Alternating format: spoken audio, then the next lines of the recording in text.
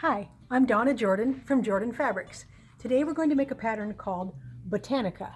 Now this is a free pattern that Moda puts out, written by Crystal Manning, and it doesn't make a whole quilt, it makes an 18-inch block. Now you can take those blocks, make repeated blocks and make a whole quilt, or you can do like I am today, make one block and make a really nice pillow. So let's get some fabric and get started. Now you can find the pattern on our website. We have the link right below the video, the first link that says free pattern. Then you can go and download it or print it off, and then you can follow along at home. While I'm making mine, you can be making yours. Now this would be a really good project to use up your scraps on because you don't need very much of any one fabric. But I'm going to use this collection from Moda called Painted Meadow, and you only need a 1/4 yard of a background, a 1/4 yard of a nice big focal print, and then 1/8 of a yard of these accents. So I'm going to go ahead and get everything cut up. For the background, we need some 2.5-inch squares and some 1.5-inch squares.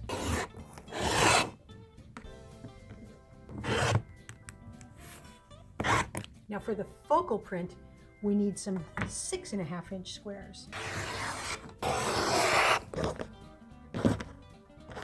Now for the accent fabrics, they're all going to get cut at 3.5 inches square. So I'm going to take all 4 and cut them all at the same time.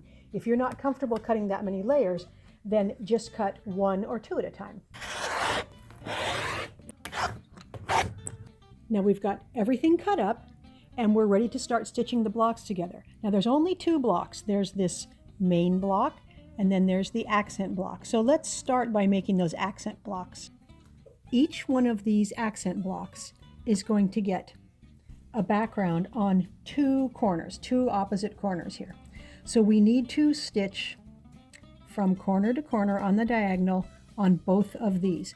Now, if you like, you can draw on the back of each one of your backgrounds, draw a line that you're going to stitch on. But I find it quicker to not draw, take it right to the machine and put a piece of tape. This is painter's tape, so it'll come off without leaving a residue, and put that from the needle hole straight down. Now, if we put the corner right at the needle hole and this corner and keep it on the line as we stitch, we will get a nice straight line. And that is much quicker than drawing on all of those fabrics. Once you have all of those background squares sewn onto the accent blocks, we're going to want to iron them. So this is going to get folded right along the stitching line. Same thing in this corner. So you can tell if you stitched it correctly. If all the raw edges meet up, you know you've got it stitched right across the middle there. Then those back 2 layers, we want to cut off the extra bulk there. So I'm just going to use scissors and cut it to leave a 1/4 inch seam allowance. So do that with all the blocks. Now for the other block, we're going to use the same method, but we're going to put a background square on all 4 corners. So again, line everything up and stitch straight from corner to corner using your tape or a drawn line.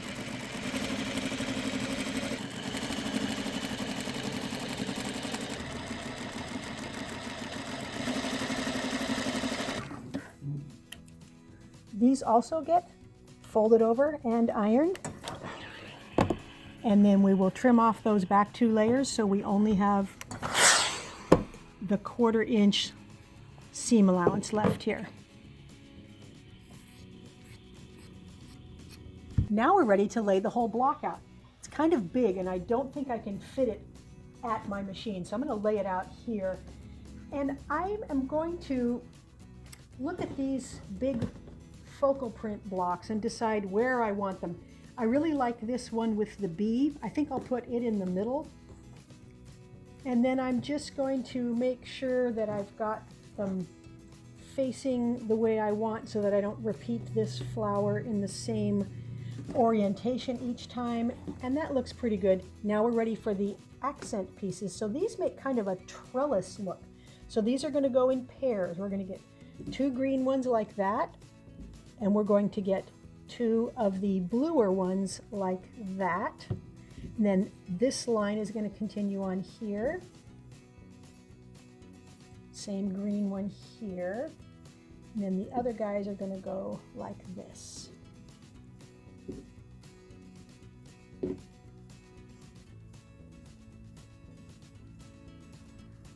So before we can sew the whole pillow top together, we're going to need to take these guys over to the machine and finish that block. So there's nothing special about sewing these together. We're just going to line the edges up. Sew these two.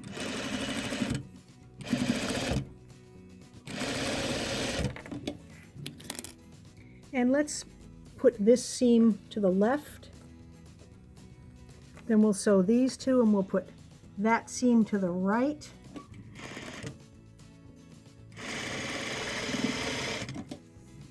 And that way the intersection in the middle will lay flatter here. So we just have to stitch this up now. Now you definitely want to iron these blocks up before you get ready to put your whole pillow top together. So I'm just going to pull it open, make sure it's nice and flat and nice and square. And these are 6.5 inches. That's the same size as the blocks in the pillow top. So let's put them back where they're going to go. So we're making a line with these. We're making a line with these. So let's take all of these over to the machine and get ready to stitch them into the whole top. Now these rows are kind of big. The whole patchwork is kind of big, and I'm afraid I'm going to knock it off of my machine while I'm sewing the rows together.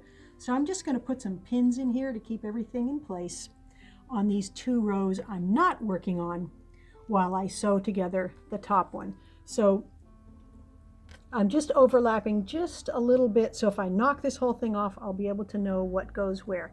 So I'm just going to take these and sew them together. So let's start here. They're exactly the same size.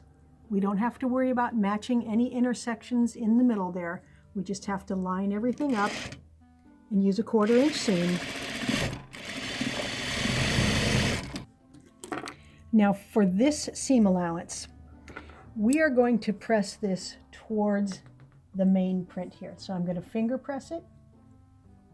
And you can see that our lines match up pretty well. It's not perfect right here, but it's pretty close, and this one is right on. So we're going to press that one that way, and then we're going to press this one the other way. And then we're going to keep alternating as we sew our rows together, so that when we put everything together, we won't have a lot of bulk in the corners. And that's the key to keeping your patchwork nice and flat, is alternating the directions of the seam allowances so everything will lay nice and flat. Once it's stitched up, iron it nice and flat. And since I'm making a pillow, I'm going to want to quilt this a little bit. So I'm just going to put it on some batting. I'm going to quilt the top just to the batting. So I'm going to put a lot of pins around the edge here. And you can quilt more or less. It's just a matter of your preference. But pillows do look really nice if you quilt them just a little bit. And this is a good way to practice your quilting skills on a small item. The first thing I'm going to do is just baste around the edge here, just so everything is sewn together, nothing will move. So I'm just going about 1/8 of an inch from the outer edge.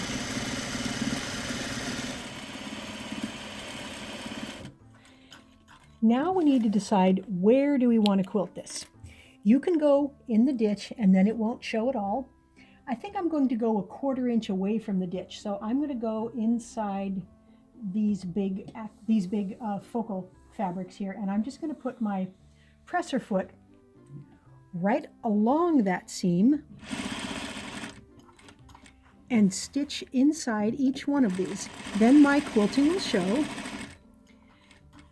and you'll be able to tell it's quilted. When you do it in the ditch, it keeps everything together, but you can't see any of the quilting. So I'm using a light green thread because that seems to coordinate with all of the fabrics here. And this is very easy to do because I'm not using a lining or a backing. I've just got the batting there. Now the batting will hold together because it's going to be inside the pillow. And it's a bonded batting. It's the Hobbs batting. so it's not going to fall apart even in the wash, but this makes it really easy to quilt.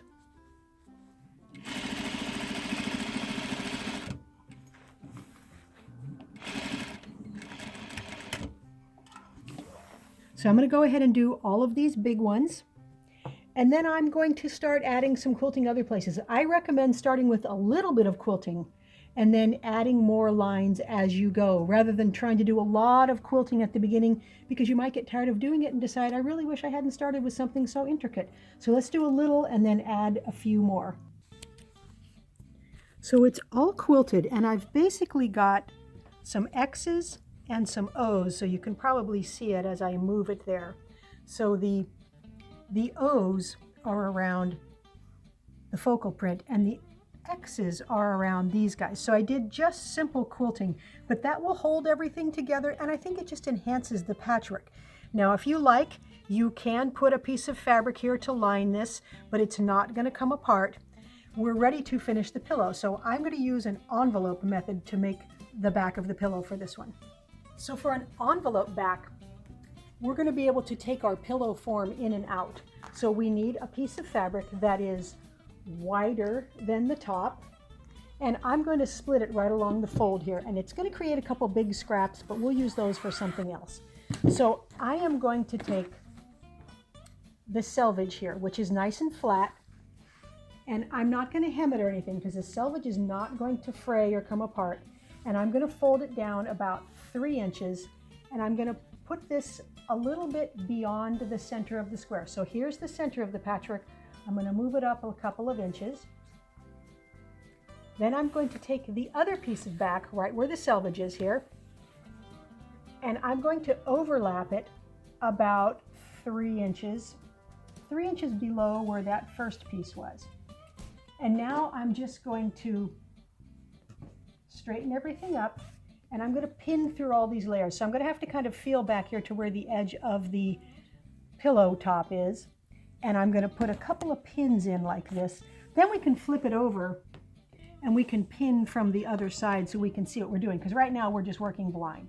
So if I flip this whole thing over, now I can put some pins around the edges. Now all we have to do is stitch everything front to back. So we have our basting stitching as a guide, and that was about 1/8 of an inch from the edge of the top here. So we're going to move in a little bit. We're going to be about 1/8 of an inch inside that stitching line, and then we'll end up about 1/4 inch from the raw edge of the pillow top. So stitch all the way around. Now we're going to trim off the excess batting and backing, leaving about 3/8 of an inch of seam allowance all the way around. You also want to trim off some of the extra bulk in the corner there. Not too close, just trim it off to about where your basting stitching was. Now we can reach through the opening here and turn the pillow right side out. So it looks kind of messy as you're doing this, but just reach inside and kind of draw your fingernail along the edge there, poke out the corners, and just go all the way around the edges till it's starting to look like the block that you made to begin with. Once you've got it nice and smooth, you're ready to put the pillow in there. So this is a 18-inch pillow form. You can find them at Michael's, Joann's, Hobby Lobby, anywhere that sells a lot of craft supplies. It's just a pillow form that's meant to be covered. So I'm going to put it in, push that into the corners, and then smash it up a little. It's all done. So this is a really fast, fun project that you can complete in an afternoon. The pattern is easy, everything lined up, and it's fun to be able to do that quilting on my regular straight stitching home machine without having to put this on the quilting machine. I also like the fact that it doesn't take much fabric. You probably have some scraps in your stash that you could cut up and make a really nice pillow like this. Thanks for watching our tutorial today on how to make the Botanica pillow. We hope you enjoyed it. Now we're going to have another giveaway. We're going to have 3 winners for this giveaway. We have 3 runners here. We've got a nice cranberry colored one called Braveheart, or we've got a nice Valentine's Day one with a lot of metallic accents, or we've got one in the kaleidoscope pattern called Flights of Fancy. So it's very easy to enter. Just click the link below that says giveaway and put in your email address and your name, and we can send this anywhere in the world, so you might be one of the lucky winners. Now, if you like our tutorials and you want to support us, the best thing you can do is subscribe to our YouTube channel. That would really help us out. Happy quilting!